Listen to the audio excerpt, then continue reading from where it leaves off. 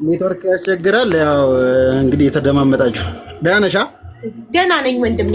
ግን ራቀ፣ በጣም ትንሽ ራቀ። ቀረብ ማለት ይችላል ስልክህ ወይስ ሰው ወደዚህ ቀረብ? አሁንስ? አዎ አሁን ይሰማ። አሁን ጥሩ ነው። ሰላም ነው አብይ? ትንሽ ቅረብ። ደህና ነኝ። እንዴት ነሽ? እግዚአብሔር ይመስገን። ደህና ነሽ? አለን አለን። አካውንት አወጣሽ? አዎ ወጥቻለሁኝ። እሺ የሁላችሁ እቺ እህታችን ናት። በቴስት ኦፍ ኢትዮጵያ አቡዳቢ በሚገኝ ሬስቶራንት ለ3 ዓመት ከ10 ወር ትሰራ የነበረች እህታችን እቺ ናት። ከመሀር ጋር ፎቶውን ገብታችሁ ማየት ትችላላችሁ። ዶክተር ሀቢባ በሚለው አካውንቴ ገብታችሁ ቪዲዮን መመልከት ትችላላችሁ። እናም እቺ እህታችን 3 ዓመት ከ10 ወር ስትሰራ የሚከፈላት ደሞዝ በኢትዮጵያ 10,000 ብር ብቻ ነበር። በኢማራት 250 ድርሃም። ለ3 ዓመት ከ10 ወር ትሰራ የነበረውም 18 ሰዓታት ነበር። እንደዚህም ሆኖ 18 ሰዓታትም ሰርታ 250 ድርሃም ብቻም ተከፍሏት አላበቃ። ወደ ኢትዮጵያ ስትሄድ በድንገት ነው ያሳፈረቻት። ሾፒንግ ሳታረግ ምንም ሳትገዛ ለልጇ ምንም ሳትገዛ ለቤተሰቦቿ ምንም ሳትገዛ በለበሰችው የስራ ልብስ ነው ወስዳ የወረወረቻት። እና አናግሬ የሬስቶራንቷን ባለቤት አናግሬ ቮይሴን ሰምታ አልመለሰችም። 2 ቀን ሰጥቼሻለሁ ብዬ ነግሬያት አልመለሰችም።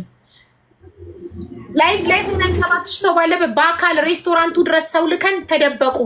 ሬስቶራንቱን ክፍት ጥለው ተደበቁ። ኪችን አንድ ህንዳዊ በር ጋር አቁመው ህንዳዊው ይሄ ሬስቶራንት ከዚህ በኋላ የፓኪስታኒ ሆኗል አለኝ። መጀመሪያ ግን አምልጦት ምን ብሏል? ማናት አለቃ ስለው ማን ነው የዚህ ሬስቶራንት ባለቤት አለቃ ስለው ሰማሃር ብሎ ስም ጠርቷል። ላይቭ ሪከርዱን ዳውንሎድ አድርጌ ያስቀምጫዋለሁ። ታዲያ ባለቤት እሷ ከሆነች እንዴት ነው ለፓኪስታኒ የሆነው? ስሙ፣ ቡናው፣ ኤቭሪቲንግ እዛው እያለ ውስጥ ኪችን ተደብቀው ኪችን መግባት እኛ አይፈቀድልንም። ሬስቶራንቱ ግን ዌር ከስተመር የሰው ቤት ፕራይቬት ቤት ነው እንጂ መግባት ማትችሉት። ሬስቶራንት ኢዝ ፐብሊክ ነው። ማንም ከስተመር መግባት ይችላል። ኢማራት ላይ አንድ ሰው አንተን አላስተናግድም ለአንተ ምግብ አልሸጥም ውጣ ማለት አትችሉ። ኢትዮጵያ አይደለም አትችሉም። ኢማራት ላይ እንደዛ ካላችሁት ፖሊስ ይጠራባል። ስለዚህ ተደብቀው ህንዳዊ አስቀመጡ እዛ ጋር። ለምን? ላይቭን እያዩ ስለነበረ ሬስቶራንቱ ተደበቁና እሱን ስንጠይቀው እሺ ንግድ ፍቃዱን አሳየን አልኩት። እሺ ከተሸጠ ንግድ ፍቃዱን እናንብበው ስለው የለም ተደብቋል፣ ንግድ ፍቃዱ ግድግዳ ላይ የለም።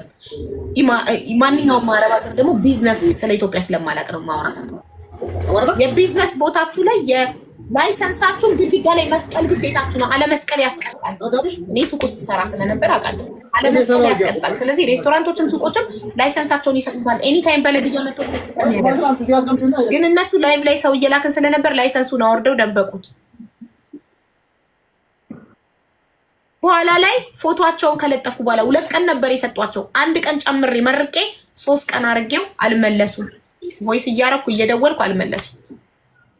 ቪዲዮን ፖስት አደረኩኝ። ፎቶ አለጥፌ ሰማሃር ትባላለች የሰራችውን ግፍ ዝርዝር አርጌ የበደለቻትን ልጅ ፎቶ አርጌ ቪዲዮ ሰራው።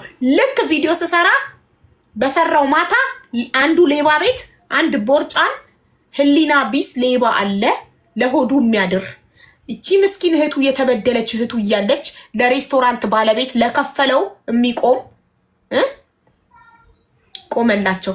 ሌቦች ሁልጊዜም ሌባ ጋር ነው የሚሄዱት። እንዲቆምላቸው ለሌባ ይከፍላሉ። ለህሊና ቢስ ለሆዳደር ምን ብለው ዋሹ? በኢትዮጵያ 10,000 ብር እየከፈልናት የቀረውን በእጇ በድርሃም ነበር የምንሰጣት። አይቻልም። በኢማራት ህግ በካሽ ደሞዝ መክፈል አይቻልም። በካርድ ነው የሚገባላቸው። አይቻልም በካሽ መክፈል። ውሸት። ያገናኘቻት ልጅ ደግሞ ምን ብላለች? ላይቭ ሪከርዱ አለ አስቀምጫለሁ። ምን አለች? ተስፈዬ ቅልቦች ደውሎላት ላይቭ ላይ እያሰማን ስፒከር አድርጎ ምን አለች? 10,000 ድርሃም 10,000 ብር ሊከፈላት ተስማምታ ነው ሄደችው። 10,000 ብር ነው የሚከፍሏት ብላ ተናገረች። ራሷ ጓደኛዋ ያገናኘቻት ራሷ 10,000 ብር ሊከፍሏት ተስማምታ። ስለዚህ አይጋጭም። ይሄ ጓደኛሽ ያገናኘችሽ 10,000 ብር ልትከፍል ተስማምታ ነው የላኩላት የሰጠኋት ብላ። አሁን ግን እነሱ ደግሞ 10,000 በኢትዮጵያ እየከፈልናት የቀረውን በኢማራት ነው የምንከፍለው። ውሸት። ያስፈረምናት ወረቀት አለ። አታነብም አልተማረችም ብለው የውሸት ያስፈርሟታል። ፊርማው ራሱ የእሷ ለመሆኑና አለመሆኑ ከኢቃማዋ ጋር ማስተያየት ይቻላል። ሀቅ ካላችሁ ለምን አልመጣችሁም እስካሁን? ለምን ፎቶአችሁ ሲለጠፍ ወጣችሁ? ሁሉም ሌቦች የሚወጡት ፎቶአቸው ሲለጠፍ። የረዋን ጊዜ ፎቶአቸውን ከለጠፍኩት በኋላ መጡ። አንድ ሆዳደር ሌባ ጋር ከፍለው መጡ። ሌባን ይዛችሁ ቲክቶክ ላይ ለሌባ ድምፅ እንድትሆኑ ቤታችሁን ከፍታችሁ ሌባን አስቀምጣችሁ ነው ያለው ልክ የምትሉ ሌቦች፣ ሆዳደሮች ህዝቡ በደንብ እንዲያውቃችሁ አደርጋለሁ። ህሊና ቢሶች ከድሃ ጋር ከተበዳይ ጋር ልትቆሙ ሲገባ ከሬስቶራንት ባለቤት ጋር ከከፈላችሁ ጋር የምትቆሙ ሆዳደሮች ህዝቡ እንዲያውቃችሁ በደንብ አደርጋለሁ። ሁሌ ሌባ ራሱን ማጥራት ሲፈልግ እናንተ ቤት ይመጣል፣ ይከፍላችኋል። እናንተ ቁጭ ብላችሁ የሐቀኛን ኮመንት ሚውት እያደረጋችሁ ለሌባ ተከራከራላችሁ። ይቺ 3 ዓመት ከ10 ወር በኢትዮጵያ 10,000 ብር ብቻ እየተከፈላት የፈጋች 10 ምናምን ሰዓት እንደዚህ የተጎሳቆለች እህታችሁስ ህሊና የላችሁ? ሰላም እንቅልፍ ትተኛላችሁ? በጣም ያሳዝናል። እንግዲህ ይቺ እህታችን ፍትህ ትፈልጋለች።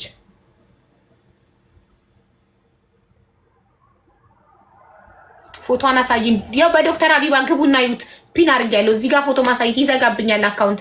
እኔ ሌቦች፣ ህገወጥ ደላሎች፣ ለሌባ ቲክታከሮች፣ ለህሊና ለሌላቸው ለህሊና ቢስ ለሆዳቸው ያደሩ ቲክታከሮችን እየከፈሉ ሀቢባ ስራ አላሰራም ብላናለች፣ ሀቢባን አጥፉልን ብለው ሪፖርት እያስደረጉብኝ ነው።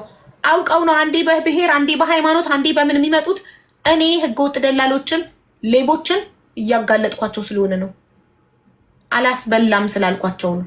ዳትዚት ሌላ ምንም ማድረግ አይደለም።